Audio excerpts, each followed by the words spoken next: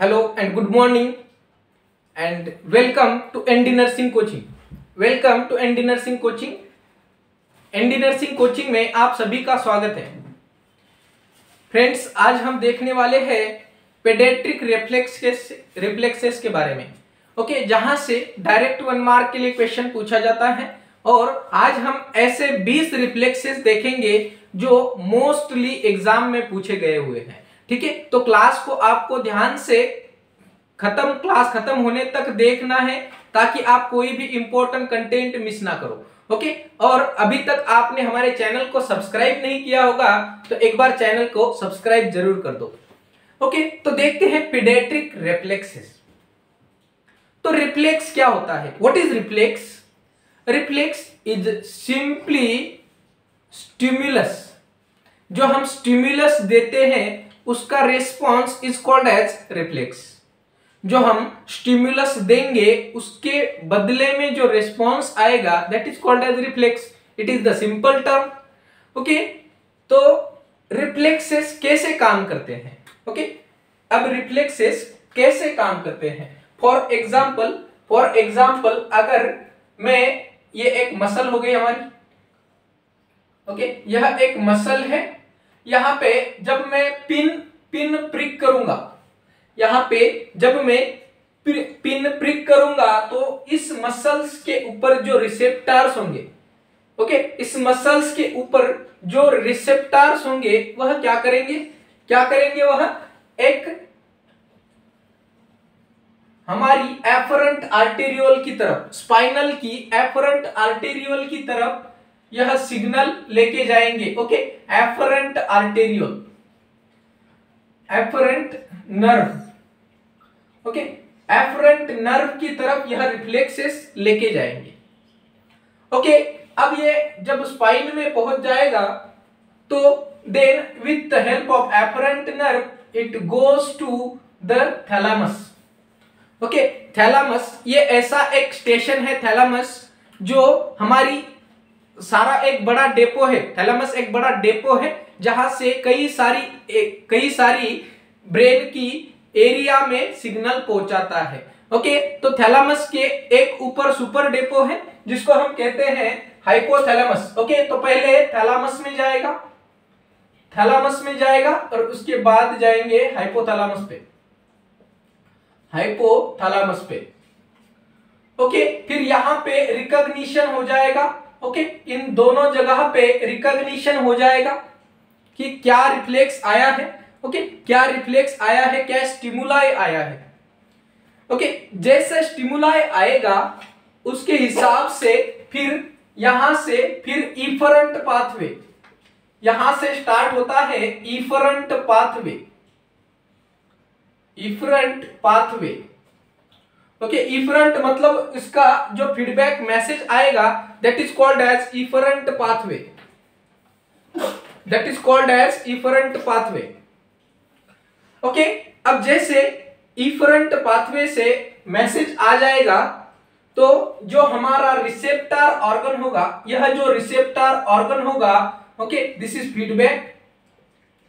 तो यह जो रिसेप्टर ऑर्गन होगा यहां पे हमें पता चल जाएगा कि हमें किसी ने एक पर्टिकुलर एरिया पे प्रिक किया था. ओके, एंड दिस चेन और this reflex arc is occurs within millisecond. Okay, कुछ मिली सेकंड के अंदर यह सारी रिफ्लेक्स आर्च की रिएक्शन होती है. ओके, तो अब हमें पता चल गया कि रिफ्लेक्सेस कैसे काम करते हैं. एक हम स्टिमुलाई देते हैं, वह स्टिमुलाई को रिसेप्टर कैच करते हैं, नर्व कैचेस करती है. यह नर्व हमारी स्पाइन की एफरेंट नर्व की तरफ जाती है और एफरेंट नर्व के द्वारा यह हमारी ब्रेन की थैलामस में पहुंचता है. थैलामस एक ऐसा डेपो है जहां से कई सारी ब्रेन की अलग अलग एरिया में अकॉर्डिंग कौन सा सिग्नल है उसके हिसाब से सिग्नल भेजा जाता है. थैलामस से हाइपोथैलेमस पे सिग्नल का रिकॉग्निशन होता है और इसका फीडबैक मैकेनिज्म इफरेंट पाथवे के द्वारा हमारी मसल्स को पहुंच जाता है और हमें पता चलता है कि हमें किसी ने अभी एक पिन प्रिक किया था. ओके, ये हो गया हमारा रिफ्लेक्स आर्क। इसको क्या कहते हैं हम?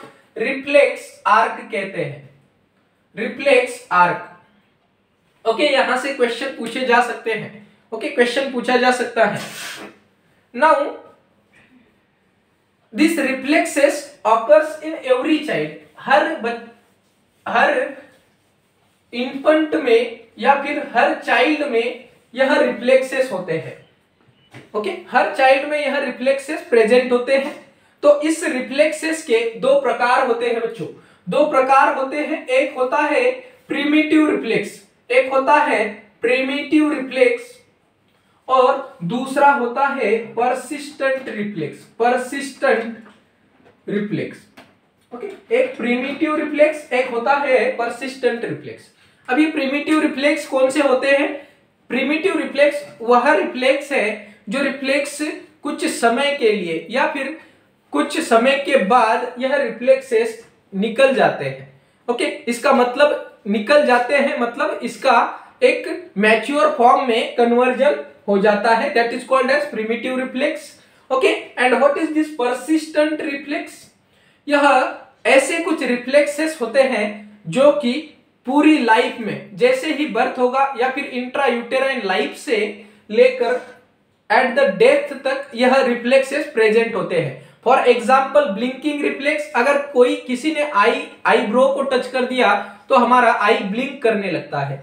Second gag reflex, gag reflex is also a persistent reflex, या फिर इसको हम परमानेंट रिफ्लेक्स भी कह सकते हैं, परमानेंट रिफ्लेक्स। ओके, क्लियर है? क्लियर है? क्लियर है यहां तक? नाउ अब हम अलग अलग 20 प्रकार के रिफ्लेक्सेस देखेंगे। ओके, अलग अलग 20 प्रकार के रिफ्लेक्सेस देखेंगे। ओके, तो बच्चों एक आपको फ्लो डायग्राम, नॉट फ्लो, एक आपको टेबल निकालना है। यहां से आपको हर रिफ्लेक्सेस के बारे में 5 क्वेश्चन बनते हैं, हर रिफ्लेक्सेस के 5 क्वेश्चन बनते हैं, और इस टेबल के द्वारा हम पांचों क्वेश्चन का आंसर इसमें इस टेबल के अंदर फीड कर देंगे। जब एग्जाम होगी आपकी तो इतना सिंपल टेबल आपको याद रखना है, बस इसको कम से कम 10 बार आपको रिवाइज करना है, रिपीट करना है। आप कभी भी पीडियाट्रिक के रिफ्लेक्सेस नहीं भूलेंगे।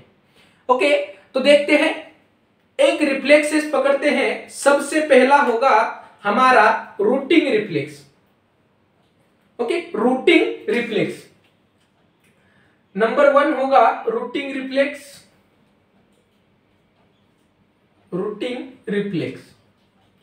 ओके, अब पहले तो इसका स्टिम्युलस, स्टिम्युलस क्या होगा? ओके, यहां पे लिखेंगे हम स्टिम्युलस। स्टिम्युलेशन हम क्या देंगे? ओके, जो स्टिम्युलेशन देंगे उसका रेस्पॉन्स क्या होगा, इसका रेस्पॉन्स क्या होगा? ओके, ये क्वेश्चन दूसरा बनता है। तीसरा क्वेश्चन बनता है ये अपीयर कब होता है, अपीयर कब होता है? ओके, चौथा क्वेश्चन बनता है कि यह डिसअपीयर कब होता है, डिसअपीयर कब होता है? और फिफ्थ क्वेश्चन बनता है कि अगर यह इम्प्रॉपर हो गया तो डिसीज या फिर डिसऑर्डर क्या होगी, डिसऑर्डर या फिर डिसीज क्या होगी? तो ये पांचों क्वेश्चन के जवाब आपको हर एक रिफ्लेक्सेस के लिए देना है, हर एक रिफ्लेक्सेस के लिए यह पांचों क्वेश्चन के जवाब आपको आना चाहिए। ओके, इसके बाद आपको रिफ्लेक्सेस में और कोई क्वेश्चन बनता है तो कमेंट कर दीजिए। अगर कोई रिफ्लेक्सेस से ऐसे और कोई क्वेश्चन बनता है तो कमेंट कर दीजिए। Okay, now we will see about each type. कौन सा स्टिमुलाई देंगे हम? ओके, कौन सा रिस्पॉन्स होगा जिस स्टिमुलाई को, कब अपीयर होता है, कब डिसअपीयर होगा, और अगर प्रॉपर फंक्शन नहीं किया तो क्या डिसऑर्डर होगी। ओके, तो सबसे पहला है हमारा रूटिंग रिफ्लेक्स। अब रूटिंग रिफ्लेक्स में हम स्टिमुलाई क्या देते हैं? रूटिंग रिफ्लेक्स में हम क्या करते हैं, एक corner of mouth, okay, corner of mouth को हम बच्चे की टच करते हैं। बच्चे की कॉर्नर ऑफ माउथ को टच करते हैं तो this is the stimulus. Touching corner of mouth, corner of mouth को हम टच करते हैं। अब इसके बदले में रिस्पॉन्स क्या आता है? रिस्पॉन्स क्या आता है? तो बच्चे का हेड, बच्चा जो न्यूबॉर्न होगा वह टर्न करेगा हेड को towards the stimulus. Okay, towards the stimulus. जैसे ही हम बच्चे की कॉर्नर ऑफ माउथ को टच करेंगे तो बच्चा उस तरफ मुंह या फिर फेस को टर्न करेगा।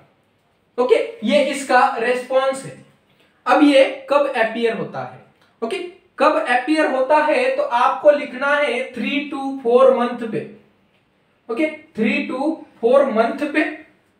और कब डिसअपीयर होता है तो इसका आंसर आपको लिखना है 7 to 8 मंथ पे। 7 to 8 मंथ पे डिसअपीयर होता है। अगर प्रॉपर रूटिंग रिफ्लेक्सेस नहीं होगा तो डिसऑर्डर क्या होगी? तो आपको इसका आंसर लिखना है पुअर फीडिंग और न्यूरोमोटर डिसऑर्डर होगी। ओके, तो ये हो गया आपका रूटिंग रिफ्लेक्स। और यहां से आपके पांचों एमसीक्यू का जवाब आपको मिल जाता है बच्चों। ओके, इतनी सिंपल है। ऐसे हम टेबल बना के सारे रिफ्लेक्सेस के जितने एमसीक्यू बनते हैं उसके हिसाब से देखेंगे। ओके, अब ये रूटिंग रिफ्लेक्स हो गया। नेक्स्ट हम देखते हैं सकिंग रिफ्लेक्स। ओके, नंबर 2 है सकिंग रिफ्लेक्स। अब ये सकिंग रिफ्लेक्स क्या होता है? इसमें क्या स्टिम्युलस देंगे हम? सकिंग रिफ्लेक्स के अंदर क्या स्टिम्युलस देंगे? तो सकिंग रिफ्लेक्स के अंदर हम स्टिम्युलस देंगे बच्चे जो ब्रेस्ट निप्पल है वह हम बेबी के माउथ को टच करेंगे। ओके, ब्रेस्ट निप्पल को बेबी की माउथ में देंगे तो हमारा रिस्पॉन्स क्या मिलेगा? तो रिस्पॉन्स मिलेगा आपको बेबी स्टार्ट सकिंग। बच्चा सक करने लगेगा। ये हमारा रिस्पॉन्स मिल गया। अब ये अपीयर कब होता है? कब स्टार्ट होता है यह रिफ्लेक्स? कब स्टार्ट होता है? तो यह रिफ्लेक्स इन यूट्रस के अंदर ही स्टार्ट हो जाता है। जब बच्चा यूट्रस के अंदर होता है तभी स्टार्ट हो जाता है। तो इसको आपको लिखना है इन यूटेरो 12 वीक्स पे। जैसे ही 12 वीक्स की प्रेगनेंसी हो जाएगी तो यह रिफ्लेक्स अपीयर हो जाता है। इसका मतलब क्या है? जब बच्चा यूट्रस के अंदर होगा तो हम सॉलो भी करता है, सक भी करता है। ओके, क्या सॉलो करता है? अमनियोटिक फ्लूइड। ओके, अमनियोटिक फ्लूइड को सॉलो करता है, सक करता है। ओके, इन यूटेरो 12 वीक्स के अंदर स्टार्ट हो जाता है। डिसअपीयर कब होता है?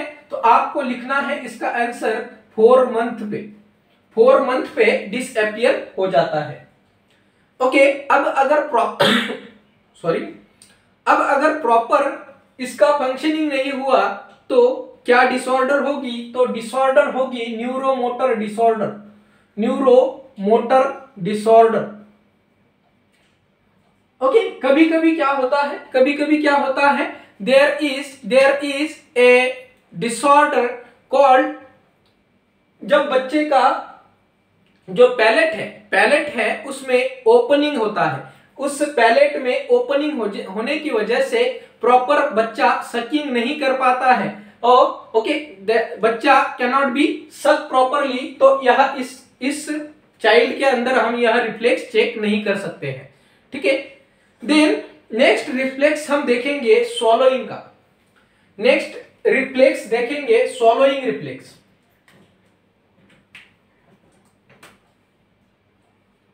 Swallowing reflex.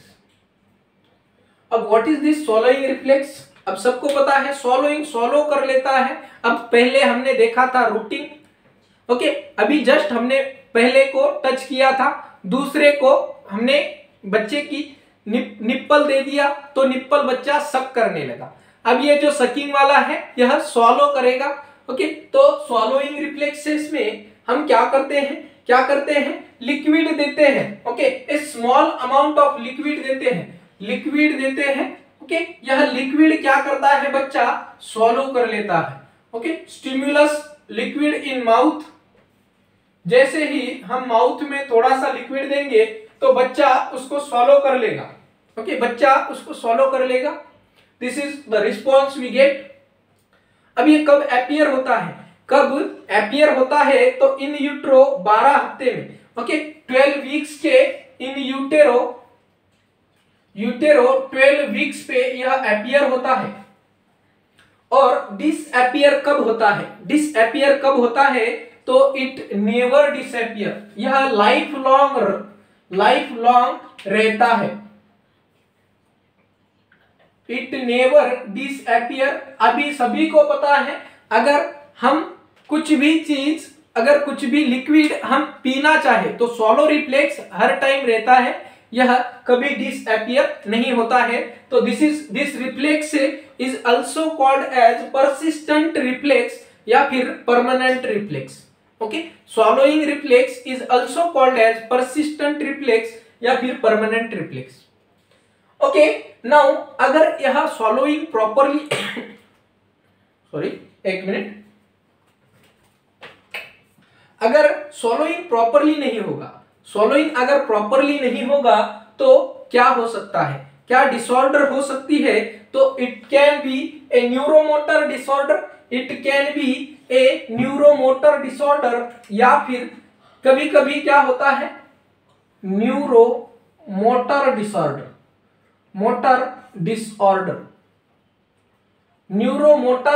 Disorder, okay. क्या होगा, neuromotor disorder, okay.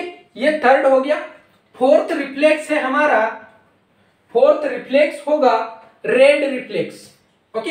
Red reflex, यहां से एक बार क्वेश्चन पूछा गया हुआ है बच्चों, यहां से क्वेश्चन पूछा गया हुआ है और हमारी लास्ट क्लास में भी हमने इसके बारे में डिस्कस किया था, ओके।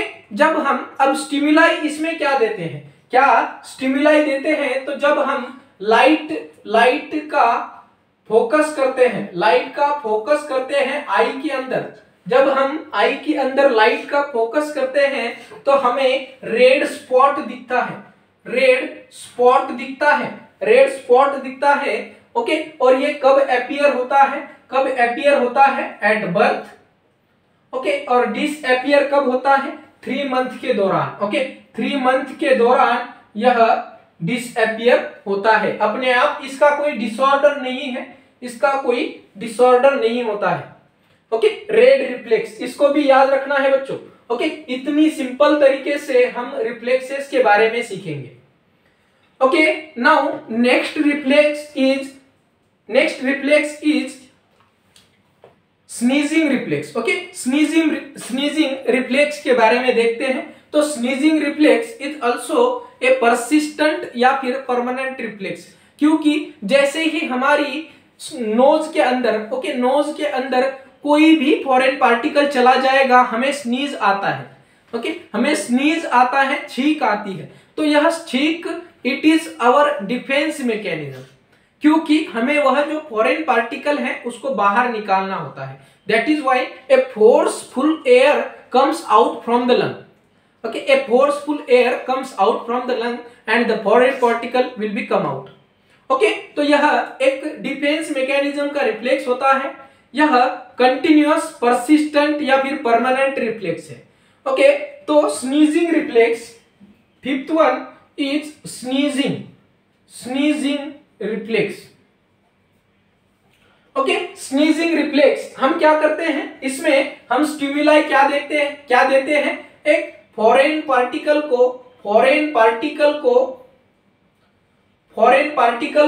हम नाक के अंदर इन करते हैं, ओके। नाक के अंदर या फिर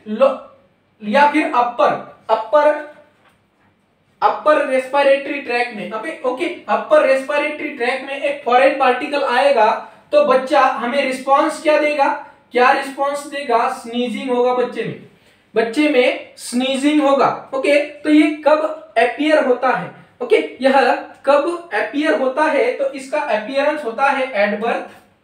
ओके, एट बर्थ यह अपीयर होता है। अब डिसअपीयर कभी हो सकता है क्या, स्नीजिंग कभी भी डिसअपीयर नहीं होता है, स्नीजिंग कभी भी डिसअपीयर नहीं होता है। ओके, अगर हमारे सीलिया का डिसऑर्डर होगा, अगर बच्चे में कोई सीलिया का डिसऑर्डर होगा, क्यों हमारी जो फॉरेन पार्टिकल ट्रैप होती है अपर रेस्पिरेटरी ट्रैक में, क्यों फॉरेन पार्टिकल ट्रैप होता है, because of सीलिया present in our knows या फिर रेस्पिरेटरी ट्रैक में। ओके, तो अगर कोई सीलिया डिसऑर्डर होगा, सीलिया का डिसऑर्डर होगा तो यह रिफ्लेक्स प्रॉपर्ली काम नहीं करेगा। या फिर कोई न्यूरोमोटर डिसऑर्डर होगा तो यह रिफ्लेक्स प्रॉपर्ली काम नहीं करेगा। ओके, क्लियर है यहां तक। Now next reflex is coughing reflex. Okay, coughing reflex, sixth one is coughing reflex.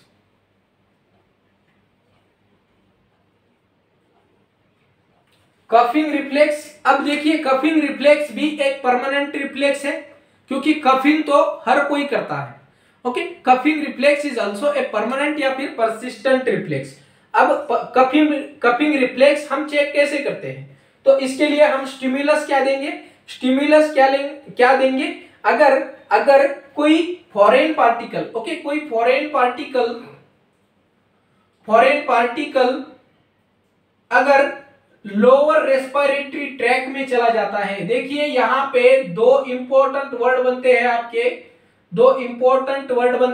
Sneezing reflex की जब बात आती है तो आपको अपर रेस्पिरेटरी ट्रैक बोलना है। इंपॉर्टेंट पॉइंट है अपर रेस्पिरेटरी ट्रैक, स्नीजिंग के अंदर कफिंग रिफ्लेक्स चेक करने के दौरान लोअर रेस्पिरेटरी ट्रैक में कोई फॉरेन पार्टिकल चला जाएगा, then there will be coughing. Okay, अब हमें रिस्पांस क्या मिलेगा, हमें जब foreign particle lower respiratory tract में चला जाएगा तो रिस्पांस क्या मिलेगा, तो हमें रिस्पांस मिलेगा कि जो बेबी है वह कफ करेगा, बेबी क्या करेगा, कफ करेगा। ओके, ये अपीयर कब होता है, ओके यह अपीयर कब होता है, तो यह अपीयर होता है eight birth, and it also never disappears. Okay, अगर कफिंग डिसऑर्डर्स, ओके अगर कोई गुइलियन-बेरे सिंड्रोम की डिसऑर्डर होगी, गुइलियन-बेरे सिंड्रोम, इसमें क्या होता है, जो हमारी रेस्पिरेटरी ट्रैक की मसल्स है या फिर जो मसल्स ऑफ रेस्पिरेशन है उसका डिसऑर्डर होता है, न्यूरोलॉजिकल डिसऑर्डर है। इसके दौरान जो पैरालिसिस हो जाता है रेस्पिरेटरी मसल्स का, तो हमारे कफिंग रिफ्लेक्स भी इसमें कम देखने को मिलता है। अगर जीबीएस है तो यह रिफ्लेक्स प्रॉपर्ली नहीं देखने को मिलता है, ओके नहीं देखने को मिलता है। देन अगर नाइन्थ क्रेनियल नर्व, आपको सभी को एक्सरसाइज है बच्चों, आपको 11 क्रेनियल, ओके 12 क्रेनियल नर्व की नाम याद रखना है, एक मैंने बता दिया और 11 क्रेनियल नर्व की नाम आप याद करोगे। ओके, तो अगर नाइन्थ क्रेनियल नर्व का डिसऑर्डर होगा, कौन सी होती है नाइन्थ क्रेनियल नर्व, कौन सी होती है ninth cranial nerve, it is the glossopharyngeal, कौन सी होती है sorry glossopharyngeal nerve. Glossopharyngeal nerve की डिसऑर्डर अगर होगी तो कफिंग रिफ्लेक्स प्रॉपर काम नहीं करता है। ओके, तो ये हो गया हमारा कफिंग रिफ्लेक्स।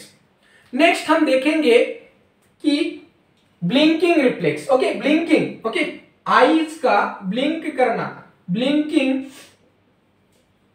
रिफ्लेक्स। अब ये ब्लिंकिंग रिफ्लेक्स कैसे चेक करना है, इसके लिए हम क्या स्टिमुलस देते हैं, ओके क्या स्टिमुलस देते हैं, तो स्टिमुलस हम देते हैं ब्राइट लाइट हम बच्चे की आंख में पुट करते हैं।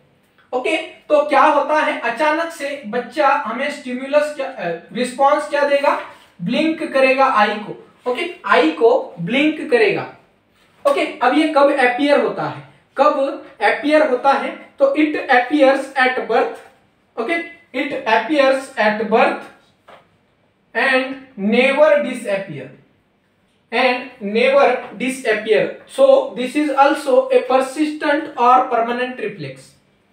Okay, अगर कोई फेशियल नर्व की इंजरी होगी, अगर कोई फेशियल नर्व की इंजरी होगी, फॉर एग्जांपल हमारी लास्ट क्लास में हमने देखा था दो फेशियल इंजरी के बारे में, एक था बेल्स पाल्सी और एक था फेशियल पाल्सी, दोनों भी सेवंथ क्रेनियल नर्व के, जिसका नाम है facial nerve. Okay, seventh cranial nerve की डिसऑर्डर है।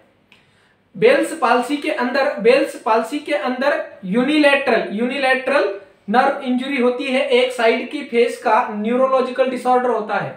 फेशियल पाल्सी का बाइलैटरल न्यूरोलॉजिकल डिसऑर्डर, दोनों भी फेस की तरफ की साइड पैरालिसिस हो जाएगी। अगर कोई फेशियल नर्व इंजरी है तो यह ब्लिंकिंग रिफ्लेक्स प्रॉपर काम नहीं करेगा। तो फेशियल नर्व कौन सी होती है, seventh. Okay, seventh cranial nerve disorder. Okay, अगर सेवंथ क्रेनियल नर्व की डिसऑर्डर है तो यह प्रॉपरली वर्क नहीं करेगा। ओके, देखो बच्चों, इतना इजी है, बस याद रखना है आपको इस टेबल के द्वारा आपको याद रखना है। ओके, और ये हम डे टू डे लाइफ में प्रैक्टिस भी करते हैं। जब हम पीडियाट्रिक वार्ड में काम करते हैं तो यह डे टू डे लाइफ में हम प्रैक्टिस करते हैं। ओके, देन अब नेक्स्ट हम रिफ्लेक्स देखेंगे, dolls eye reflex. Okay, dolls eye reflex 8th number है, डॉल्स आई रिफ्लेक्स। अब यह डॉल्स आई रिफ्लेक्स क्या होता है, तो सबको पता है, एक डॉल आती है जिसका हेड हम एक साइड में टर्न कर देंगे तो वह दूसरी साइड में उसकी जो आई बॉल है वह टर्न हो जाती है। ओके, तो सेम है यहाँ पे फिक्स आई रिफ्लेक्स। ओके, अगर हम बच्चे का हेड एक साइड पे टर्न कर देंगे फिर भी जो हमारी आई बॉल है वह एक ही जगह पे फिक्स रहेगी, that is called as doll's eye reflex, या फिर इसको और भी क्या कहते हैं, फिक्स आई रिफ्लेक्स। क्या कहते हैं इसको, और fix I reflex. Okay, clear है। देखिए, डॉल्स आई या फिर फिक्स आई रिफ्लेक्स। ओके, अब यह डॉल्स आई रिफ्लेक्स में हम क्या करते हैं, कौन सा स्टिमुलस देते हैं, तो स्टिमुलस हम क्या करते हैं, बच्चे का हेड टर्न करते हैं to one side. Okay, one side head turn करते हैं तो हमें क्या रेस्पॉन्स मिलता है। ओके, तो जो बच्चे की आईज है वह eyes not follow the direction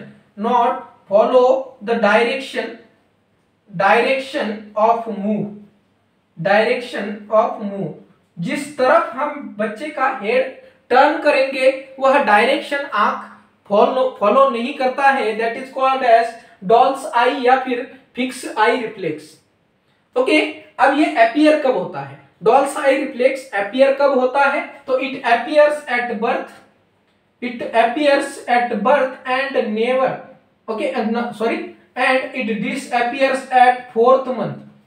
Okay, 4th month. So this is a primitive reflex and this question was asked into the AIMS exam. Okay, AIIMS की या एग्जाम में क्वेश्चन पूछा गया हुआ है बच्चों, please note it down, important point हो सकता है। ओके, कब डिसअपियर होता है, 4th मंथ पे। कब डिसअपियर होगा, 4th मंथ पे। ओके, इसका कोई डिसऑर्डर नहीं होता है, ओके, नेक्स्ट रिफ्लेक्स हम देखेंगे tonic neck reflex. 9th reflex tonic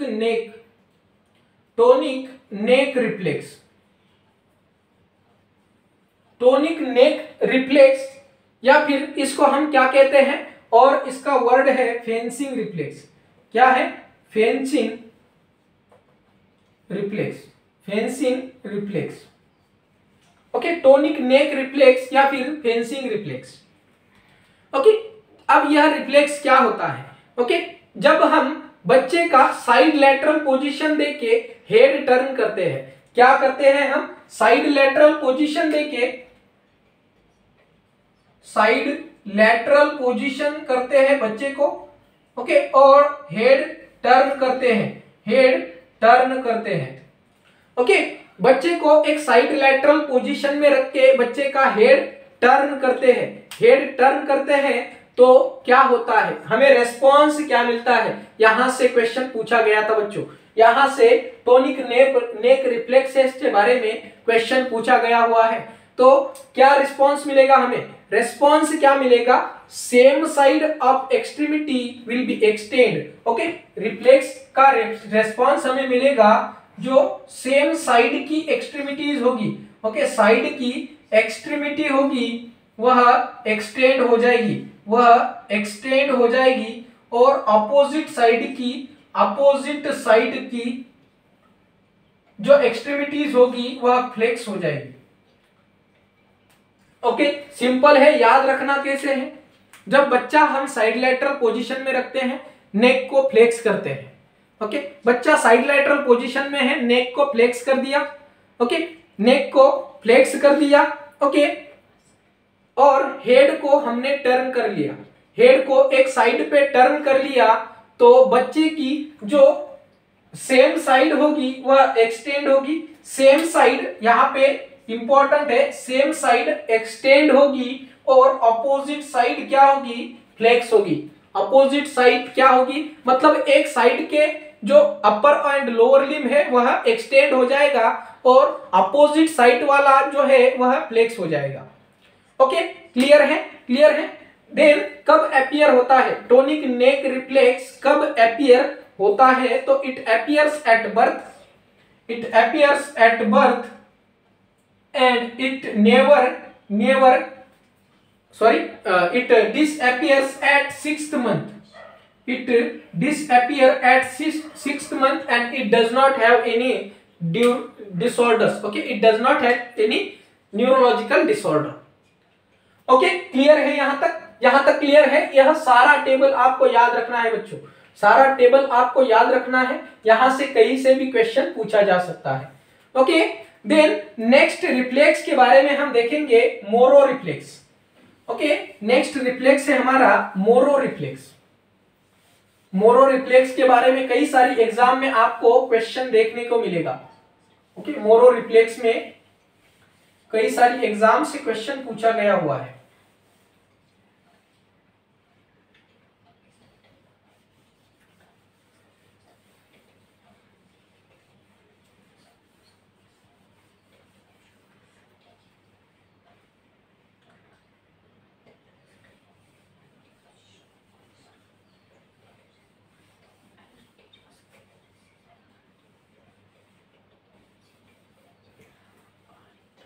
अब मोरो रिफ्लेक्स क्या होता है? मोरो रिफ्लेक्स कमेंट कर दीजिए, कमेंट कर दीजिए क्या होता है मोरो रिफ्लेक्स।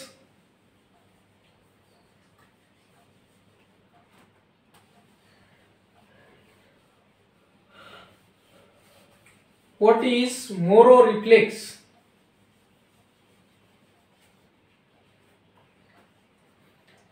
ओके, तो मोरो रिफ्लेक्स में या फिर इसको हम क्या कहते हैं? सी शेप रिफ्लेक्स भी इसको हम कहते हैं, सी शेप रिफ्लेक्स भी हम मोरो रिफ्लेक्स को कहते हैं।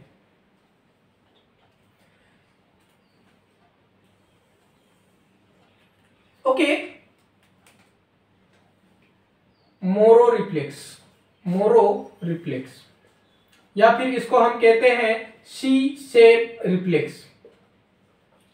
सी शेप रिफ्लेक्स। तो देखिए मोरो रिफ्लेक्स में जब हम बच्चे को सडन सपोर्ट लॉस कर देते हैं, ओके, सडन बच्चे को हम ऐसे हाथ में पकड़ते हैं, ओके, बच्चा यहाँ पे है, यहाँ पे बच्चा होगा, ओके, और बच्चे का जैसे ही सडन हम उसको नीचे की तरफ फ्लाई करते हैं, ओके, नीचे की तरफ सडन हम नीचे से उसका जो सपोर्ट है वह निकाल देंगे तो बच्चा क्या करेगा, ओके, क्या करेगा बच्चा, यह बच्चा हमारी आर्म को फ्लेक्स कर देगा, ओके, आर्म को फ्लेक्स कर देगा, सॉरी नॉट फ्लेक्स, एक्सटेंड कर देगा, आर्म को एक्सटेंड कर देगा, ओके। तो क्या है Moro reflex, abduction of arm and adduction of limbs, okay, limbs और आर्म का एबडक्शन एंड एडक्शन होगा, ओके, एंड बच्चा सडनली क्राई करने लगेगा। तीन चीजें आपको इसमें लिखनी है बच्चों, ओके, तीन चीजें लिखनी है। नंबर एक है, ओके, मोरो रिफ्लेक्स में हम स्टिमुलस क्या देते हैं, स्टिमुलस आपको लिखना है सडन हम रिमूव करेंगे, सडन रिमूव करेंगे सपोर्ट को, बच्चे को जैसे हमने हाथ में पकड़ा था सडन सपोर्ट को रिमूव करने का प्रयास करेंगे तो बच्चे का क्या होगा, एक तो एबडक्शन होगा आर्म का, एबडक्शन होगा आर्म का, एडक्शन होगा लिम्ब का एडक्शन होगा और बच्चा क्राई करने लगेगा। ये तीन रेस्पॉन्स आपको मोरो रिफ्लेक्स में देखने को मिलते हैं। यह तीन रेस्पॉन्स आपको मोरो रिफ्लेक्स के अंदर देखने को मिलेंगे। अब ये कब अपीयर होता है, कब अपीयर होता है मोरो रिफ्लेक्स, यहां से कई सारी एग्जाम में क्वेश्चन पूछे गए हैं। तो मोरो रिफ्लेक्स आपका 28 टू 32 वीक के अंदर, ओके, 28 टू 32 वीक्स के दौरान, प्रेगनेंसी की वीक्स के दौरान यह अपीयर होता है, ओके, यह अपीयर होता है और 3 to 6 मंथ के बाद, 3 to 6 मंथ के बाद यह डिसअपीयर हो जाता है, 3 to 6 मंथ के बाद यह डिसअपीयर हो जाता है। अगर यह प्रॉपर नहीं मिला आपको रिफ्लेक्स, अगर मोरो रिफ्लेक्स प्रॉपर नहीं देखने को मिला तो it may be the baby will be hypotonic baby. अगर हाइपोटोनिक बेबी है तो यह रिफ्लेक्स आपको देखने को नहीं मिलता है। तो इससे हम क्या चेक करेंगे, हाइपोटोनिया या फिर हाइपोटोनिक बेबी है या नहीं, ये हम इस रिफ्लेक्स से चेक करते हैं। ओके, क्लियर है यहां तक। नाउ नेक्स्ट हम रिफ्लेक्स देखेंगे Palmer reflex, okay, Palmer reflex. अब ये पामार रिफ्लेक्स क्या होता है, पामार रिफ्लेक्स, पामार रिफ्लेक्स, तो पामार रिफ्लेक्स में हम सिंपल है कि बेबी की पाम के अंदर या फिर बेबी के हाथ में एक पेन देंगे तो बेबी क्या करेगा, इस पाम से इस पेन को पकड़ लेगा, ऐसे पकड़ेगा, इस पाम से ऐसे पकड़ेगा पेन को। तो what is this, this is a Palmer reflex, okay, Palmer reflex, this is also a gross motor reflex, okay, this is a gross motor reflex which turns into fine motor, okay, fine motor क्या होगा, बच्चा two finger से इस pen को पकड़ेगा, तो this is fine motor, okay. जब बच्चा हम पेन ऐसे बच्चे के हाथ में देंगे तो बच्चा पेन को ऐसे पकड़ेगा। So this is Palmer reflex and this is gross motor and this is fine motor reflex, okay. तो पामार रिफ्लेक्स में हम क्या करते हैं, हम टच करते हैं ऑब्जेक्ट, एक ऑब्जेक्ट देते हैं, ऑब्जेक्ट इन हैंड, ऑब्जेक्ट एक हाथ में ऑब्जेक्ट देते हैं और बच्चा क्या करता है, फिर उसको hold object with palm, okay, hold object with palm, hold object with palm, okay. अब यह अपीयर कब होता है, ओके, पामार रिफ्लेक्स अपीयर कब होता है, तो 32 weeks of gestation, 32 weeks of gestation पे यह अपीयर होता है, ओके, 32 वीक्स ऑफ जेस्टेशन पे यह अपीयर होता है और डिसअपीयर कब होता है, 6 to 8 मंथ के अंदर, 6 to 8 मंथ्स के दौरान यह डिसअपीयर होता है, ओके, 6 to 8 मंथ के दौरान यह डिसअपीयर होता है। अब यहां से एक की पॉइंट बनता है बच्चों आपका, यहां से कई सारी एग्जाम में क्वेश्चन पूछा गया था और वह क्वेश्चन था कि अगर पामार रिफ्लेक्स इम्प्रॉपर होगा तो कौन सी डिसऑर्डर का हमें पता चलता है। तो आपको आंसर लिखना था बच्चों spastic cerebral palsy, spastic cerebral palsy इसका आंसर था और ये आपको एमसीक्यू पूछा गया हुआ है। ओके, क्लियर है? Palmer reflex. नेक्स्ट हम देखेंगे प्लांटार रिफ्लेक्स। प्लांटार रिफ्लेक्स या फिर प्लांटार ग्रास्प हम इसको कहते हैं, या फिर रेडिनेस टेस्टर हम कहते हैं। Okay, plantar reflex. Okay, plantar reflex या फिर इसको हम कहते हैं रेडिनेस टेस्टर। ओके, बच्चा रेडी हो गया क्या चलने के लिए? इससे हम टेस्ट कर सकते हैं। ओके, या फिर इसको हम प्लांटार ग्रास्प भी कहते हैं। प्लांटार ग्रास्प भी हम इसको कहते हैं। ओके, अब ये रिफ्लेक्स हम कैसे चेक करते हैं? तो यहाँ पे एक स्पेसिफिक क्वेश्चन एम्स के अंदर पूछा गया था। एक स्पेसिफिक क्वेश्चन ऐसा था कि हम जब प्लांटार रिफ्लेक्स चेक कर रहे होते हैं तो हमें कौन सी एस्पेक्ट ऑफ जो प्लांट यह है सोल है वह कौन सी एस्पेक्ट में स्ट्रोक करना होता है। तो आपको लिखना था lateral aspect of the sole. Okay, तो आपको स्टिमुलस क्या देना है? लेटरल एस्पेक्ट ऑफ सोल को आपको स्ट्रोक करना है। ओके, स्ट्रोक करना है पेन के द्वारा। ओके, ऐसे आपको स्ट्रोक करना है। ओके, सोल पे स्ट्रोक करना है पेन के द्वारा। तो आपको बेबी में क्या रेस्पॉन्स क्या मिलेगा? तो रेस्पॉन्स मिलेगा flexion of the leg. Response proper note कर लीजिए बच्चों, flexion of the leg with fingers inward. Okay, flexion of leg, क्योंकि यह एमसीक्यू कई सारी एग्जाम में पूछा गया है और यह सारे पांचों के पांचों ऑप्शन इसमें 5 बार एग्जाम में पूछे गए हैं। ओके, कभी कभी इससे क्वेश्चन बना है, कभी स्टिमुलस से, कभी रेस्पॉन्स से क्वेश्चन बना है, कभी अपीयरेंस, कभी डिसअपीयरेंस और कभी डिसऑर्डर के बारे में क्वेश्चन पूछा था। ओके, तो इसीलिए यह रिफ्लेक्स भी आपको इंपॉर्टेंट हो सकता है। ओके, तो क्या होगा? फ्लेक्शन ऑफ लेग और क्या होगा? Inward finger in inward direction. Okay, finger inward direction में होंगे। ओके, अब ये अपीयर कब होता है? प्लांटार रिफ्लेक्स अपीयर कब होता है? प्लांटार रिफ्लेक्स तो it appears eight 32 weeks of gestation। Okay, 32 weeks of gestation and disappear at 9 to 12 month. 9 to 12 month के ऊपर यह डिसअपियर हो जाता है। इसका अगर यह रिफ्लेक्स इम्प्रॉपर है। ओके, देखिए बच्चों, यहाँ पे और एक क्वेश्चन बनता है आपका कि अगर flexion of leg and finger inward है तो this is common in the और normal in the infant.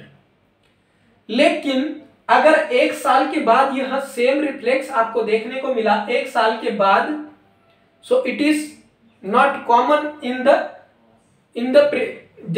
Toddler patient. Okay, it is not common in the toddler patient. तो टॉडलर पेशेंट में क्या होता है? ये जो फ्लेक्शन है उसका extension and planning of fingers होता है। क्या होता है? Planning of finger. That is also an important question. Okay, देखिए क्या हो रहा है यहाँ पे, इनवर्ड डायरेक्शन में फिंगर्स मूव कर रहे हैं, लेकिन ये 1 साल तक नॉर्मल है। अगर 1 साल के बाद सेम रेस्पॉन्स हमें मिल रहा है तो इट इज एबनॉर्मल। ओके, तो 1 साल के बाद नॉर्मल रेस्पॉन्स क्या होता है? It is planning of fingers. Planning, और ऐसे प्लानिंग करेंगे फिंगर्स का, जब हम सोल को स्ट्रोक करेंगे तो फिंगर्स प्लान हो जाएंगे। ओके, क्लियर है यहां तक? ओके, नेक्स्ट हम रिफ्लेक्स देखेंगे parachute reflex. Okay, parachute reflex. अब पैराशूट सभी को पता है। ओके, पैराशूट सभी को पता है, किसी ने पैराशूट डाइविंग भी की होगा।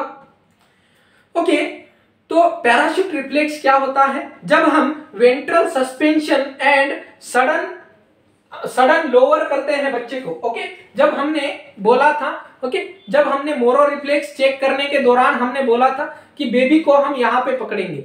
ओके, बेबी को हम यहाँ पे पकड़ेंगे और सडन हम नीचे का सपोर्ट निकालेंगे, सडन हम लोअर करेंगे बच्चे को, तो बच्चा पैराशूट जैसे पहनते हैं ऐसे प्लानिंग करेगा। ओके सॉरी, दोनों लिम्स को एबडक्शन करेगा, दोनों लिम्ब को एबडक्शन करेगा। ओके, तो आपको लिखना है इसका स्टिम्युलस। स्टिम्युलस है ventral suspension, ventral suspension, suspension and sudden हम लोअर करेंगे बच्चों को, सडन लोअर करेंगे। ओके, सडन हम इसका जो सपोर्ट है वह निकाल देंगे। ओके, तो क्या होगा बच्चा आपका flexion of leg and finger, sorry, extension of upper extremities, extremities का जो है वह एक्सटेंड कर देगा, दोनों भी हाथ और पैर एक्सटेंड कर देगा, that is called as parachute reflex. Okay, extension of extremities, extension of extremities. अब ये अपीयर कब होता है? कब अपीयर होता है? It appears eight 6 to 9 month, it appears eight 6 to 9 month। और फॉर एग्जाम्पल, अगर कभी आपको भी या फिर कभी एक नॉर्मल रेस्पॉन्स है, कभी हम अचानक गिर रहे होते हैं, ओके, अचानक से स्लिप होते हैं, तो हम क्या करता है, एक्सट्रीमिटी एक्सटेंड करता है, बचने के लिए हम एक्सट्रीमिटी एक्सटेंड करता है। तो this reflex is permanent reflex, it never disappear, this reflex is permanent, it never disappear. Okay, अब डिसऑर्डर्स की बात हम करें, अगर डिसऑर्डर की बात करें तो सेरेब्रल पाल्सी के अंदर यह रेस्पॉन्स अब्सेंट होता है। Okay, parachute reflex cerebral palsy के अंदर अब्सेंट होता है। सेरेब्रल पाल्सी के जो बच्चे होंगे उसमें पैराशूट रिफ्लेक्स अब्सेंट होगा बच्चों। ओके, पैराशूट रिफ्लेक्स अब्सेंट होगा। नेक्स्ट आता है हमारा बेबिंस्की रिफ्लेक्स। ओके, नेक्स्ट आता है बेबिंस्की रिफ्लेक्स। बेबिंस्की रिफ्लेक्स, अब ये बेबिंस्की रिफ्लेक्स क्या है?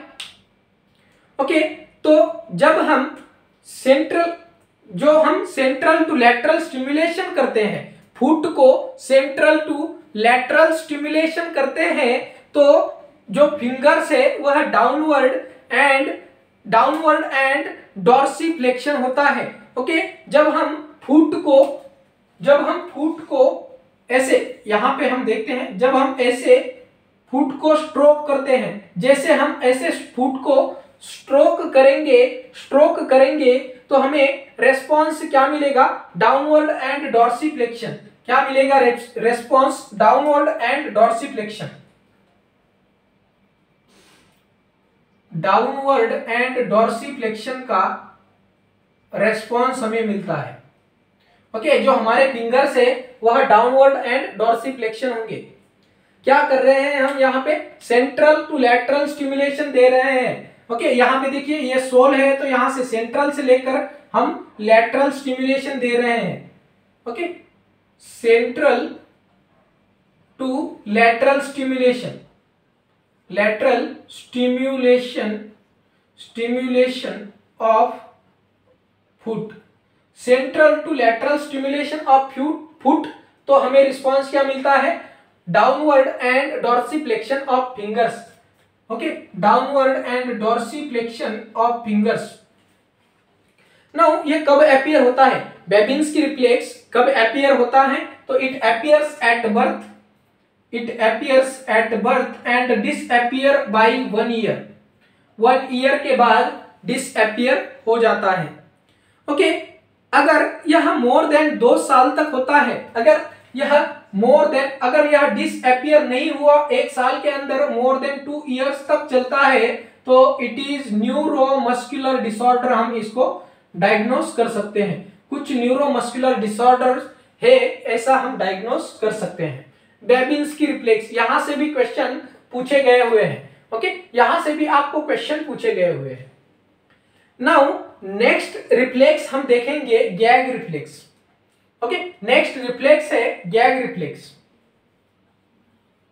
Gag reflex. अब what is this gag reflex? अब सबको पता है, अगर हम कोई स्टिमुलेशन करेंगे फेरिंग्स को, स्टिमुलेशन टू फेरिंग्स।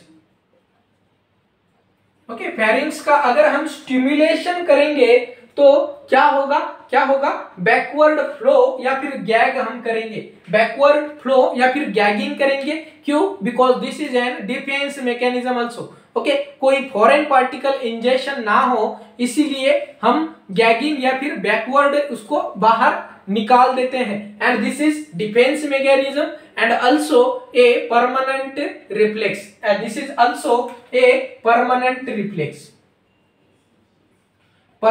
reflex है।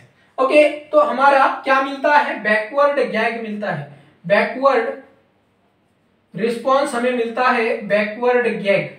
अब ये अपीयर कब होता है? तो it appears at 19 weeks of pregnancy. Okay, 19 week of pregnancy. और ये बच्चों आपको याद रखने वाला क्वेश्चन है, इसको याद रखना है। 19 वीक्स की प्रेगनेंसी के दौरान हमारा गैग रिफ्लेक्स प्रेजेंट होता है। ओके, अब ये never disappear, this is permanent reflex. और इसका अगर कोई डिसऑर्डर्स नहीं पूछा जाता है, इसका कोई डिसऑर्डर नहीं पूछा जाता है।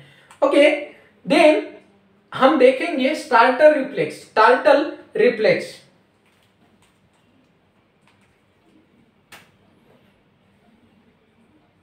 Startle reflex.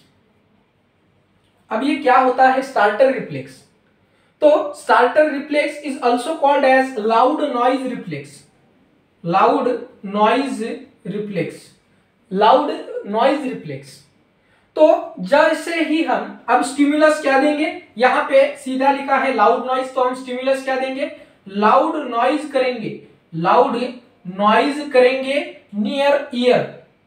नियर ईयर, बच्चे की कान की पास में हम लाउड नॉइज, जोर से आवाज करेंगे तो बच्चे का रेस्पॉन्स हमें क्या मिलेगा? यूजुअली रेस्पॉन्स हमें मिलता है एक्सटेंशन, एक्सटेंड कर देता है बच्चा दोनों हाथ और पैर को, extension of extremities, extension of extremities. Okay, extension of extremities. Okay, अब ये अपीयर कब होता है और डिसअपियर कब होता है? तो अपीयर यह एट बर्थ और डिसअपियर एट 4 to 6 मंथ पे। ओके, 4 to 6 मंथ पे यह डिसअपियर हो जाता है। ओके, 4 to 6 मंथ पे इसका कोई डिसऑर्डर पूछा नहीं जाता है। ओके, क्लियर है यहां तक? Now we will see about the stepping reflex. Okay, ये अगर इतना लिख लिया हो तो इसको क्लियर कर देते हैं। स्टेपिंग रिफ्लेक्स मतलब बच्चा जब चलने लगता है, ओके, चलने लगता है, स्टेप करने लगता है, तो स्टेपिंग रिफ्लेक्स चेक करने के लिए हम क्या करते हैं? बच्चे की जो सोल है बच्चे की, उसको हम प्रेस करते हैं, तो बच्चा जो है फिंगर्स को प्लानिंग करता है, okay. Stepping reflex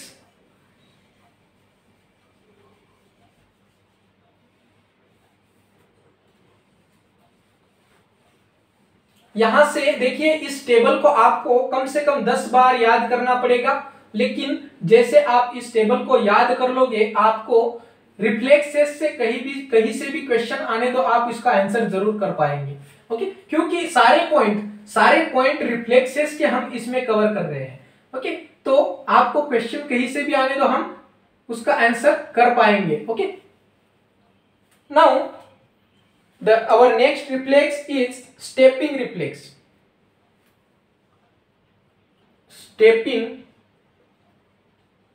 reflex. Okay, stepping reflex हम स्टिमुलेशन क्या देंगे, दोनों भी सोल ऑफ फुट को प्रेस करेंगे अगेंस्ट काउच। ओके, तो फॉर एग्जांपल एक सरफेस है, यह एक सरफेस है, हम क्या करते हैं, बच्चे की पैर को ऐसे प्रेस कर देते हैं काउच को। तो जैसे ही प्रेस कर देंगे तो बच्चा स्टेप लेने लगेगा, आगे एक दूसरा पैर बढ़ाएगा। ओके, दूसरा पैर बढ़ाएगा, that is called as stepping reflex. तो हम स्टिमुलेशन दे रहे हैं प्रेसिंग फुट या फिर sole against couch. Okay, couch के अगेंस्ट हम इसको प्रेस करते हैं। ओके, काउच के अगेंस्ट एक बच्चे का फुट को प्रेस करते हैं तो वह क्या करता है, दूसरा जो लेग होगा वह आगे बढ़ा देता है, that is called as stepping reflex. Okay, then response हमें मिलता है नेक्स्ट लेग जो है फॉरवर्ड कर देगा, फॉरवर्ड, या फिर इसको हम बोल सकते हैं स्टेप करेगा, नेक्स्ट लेग को स्टेप करेगा। ओके, क्लियर है यहां तक? This is stepping reflex. कब अपीयर होता है तो it appear at birth and disappear by 2 to 4 months। Okay, appears at birth and disappear by 2 to 4 months। Okay, 2 से 4 महीने के बाद यह डिसअपीयर हो जाता है। ओके, तो यहां पे एक इंपॉर्टेंट वेरी इंपॉर्टेंट क्वेश्चन में बताने जा रहा हूं बच्चों। अगर आप एम्स नॉर्सेट के लिए प्रिपेयर कर रहे हो तो यहां से जरूर क्वेश्चन आ सकता है। ओके, तो आपको प्रीमेच्योर अगर बच्चा प्रीमेच्योर होगा तो बच्चा टो टू हील फैशन में चलता है। ओके, अगर बच्चा प्रीमेच्योर है, यहां से क्वेश्चन पूछा जा सकता है बच्चों, प्रीमेच्योर है तो टो टू हील चलता है, टो टू हील फैशन में चलता है। ओके, अगर बच्चा मैच्योर है तो हील टू टो की फैशन में चलता है। ओके, हील टू टो की फैशन में चलता है। अब ये क्या होता है? Okay, toe to heel and heel to toe, what is this? Okay, तो देखिए, जब बच्चा प्रीमेच्योर होगा तो पहले टो से चलता है और पहले टो को टच करेगा सरफेस को, इसके बाद हील। ओके, तो बच्चा ऐसे चलने लगेगा, लेकिन वह अगर बच्चा मैच्योर है तो हील टू टो जो हम नॉर्मली चलते हैं, हील टू टो, पहले हील टच होती है, इसके बाद टो टच होता है। ओके, तो ये आपको क्वेश्चन पूछा जा सकता है। Okay, please note it down. Now next reflex is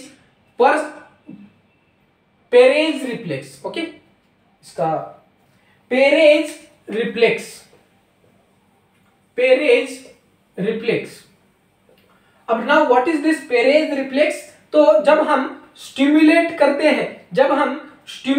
करते हैं, okay, sacrum to cervical. Okay, बच्चे की जो सैक्रम टू सर्वाइकल, बच्चे का ऐसा स्टिमुलेशन करते हैं, sacrum to cervical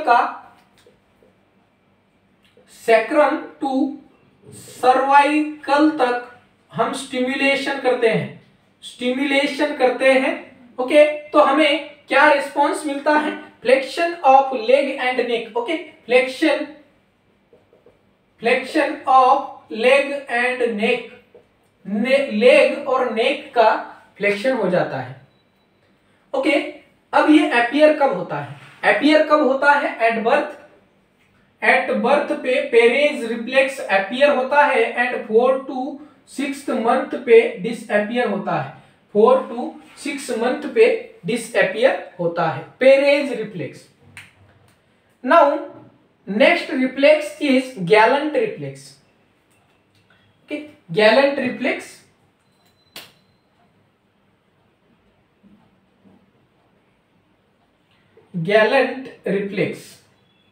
Now what is this gallant reflex? Gallant reflex हम जब बच्चे की एक साइड को स्ट्रोक करते हैं, ओके, एक लेटरल एब्डोमिनल वॉल को स्टिमुलेट कर देते हैं तो बच्चा फ्लेक्स करता है अपोजिट साइड को, ओके।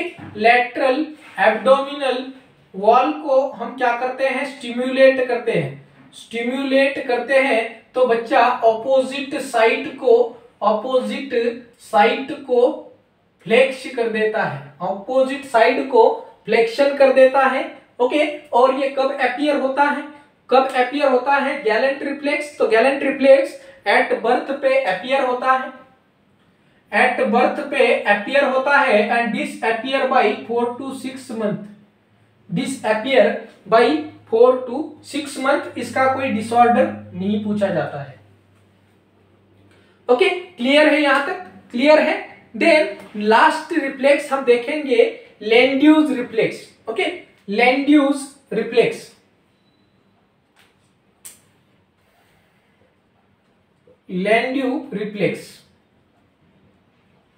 अब ये लैंड्यूज रिफ्लेक्स क्या होता है? इट इज जब हम बेबी को स्टमक के ऊपर रख देते हैं, या मतलब प्रोन पोजीशन में रखते हैं। जब बेबी को हम प्रोन पोजीशन में रखते हैं, प्रोन पोजीशन में, तो बिकॉज ये स्टमक के ऊपर या फिर एब्डोमिनल जो एरिया है उसके ऊपर प्रेशर आने की वजह से हमें रिस्पांस क्या मिलता है, नेक का हमारे फ्लेक्शन, नेक का फ्लेक्शन और लेग अपवर्ड हो जाते हैं। बच्चा क्या करता है, नेक का फ्लेक्शन करता है और लेग को अपवर्ड की तरफ पुश करता है, ठीक है। ऐसे बच्चा नेक का फ्लेक्शन और लेग को अपवर्ड की तरफ पुश करता है, ठीक है। क्लियर है? This is called as Landau's reflex. अब ये अपीयर कब होता है? Appear at 3 months and disappears at 3 months and disappears at 12 months, okay. 12 महीने के बाद यह डिसअपीयर होता है, ओके। अगर यह प्रॉपर, अगर कोई मोटार डिसऑर्डर होगी, ओके, मोटार नर्व डिसऑर्डर होगी, तो इसके दौरान यह डिसऑर्डर होगी तो यह प्रॉपर नहीं देखने को मिलता है, ओके। तो इससे हमें क्या पता चलता है, मोटार नर्व डिसऑर्डर पता चल जाता है, ओके। तो ये हो गए हमारे आज के 20 रिफ्लेक्सेस। यहां से आपको कहीं से भी क्वेश्चन पूछा जा सकता है, आपको इस टेबल को याद रखना है, ओके। और क्लासेस को, जितनी सारी क्लासेस अवेलेबल है आपके लिए, वह सारी क्लासेस को डिटेल में देखना है ताकि आपकी जो कंपटीशन का प्रिपरेशन होगा वह एक्सलेंट होगा बच्चों। इतने सारे पॉइंट है, माइन्यूट चीजें हैं, कंपटीशन में पूछी जाती है, ओके। अगर आपको क्लास अच्छा लगा हो तो कृपया लाइक, शेयर और सब्सक्राइब कर दें। Thank you.